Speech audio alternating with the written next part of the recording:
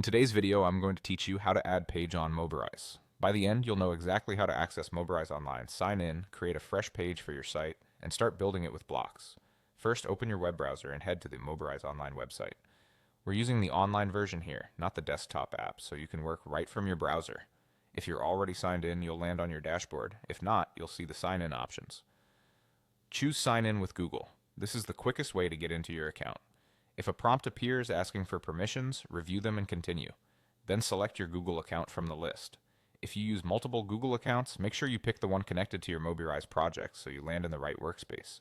Once you're in, look for the Pages area in your site dashboard. This is where all the pages in your current project are listed and managed. Click Pages to open that panel. From here you can see what already exists, switch between pages, and create new ones. To add a new page, click Create New Page. Depending on your setup, you might be asked to start from a blank canvas or a suggested layout. Either choice is fine. Blank gives you full control, while a layout can speed things up if you want a head start. After creating the page, it will appear in your list and usually opens automatically for editing. Now you're ready to build. Click the plus sign to add blocks and begin customizing. Blocks are the core building pieces in Mobirise. Think of them as pre-made sections like headers, hero banners, features, galleries, contact forms, and footers. Click a category, pick a block you like, and it drops right onto the page. You can reorder blocks by dragging them up or down, and you can click directly on text, images, and buttons to edit them.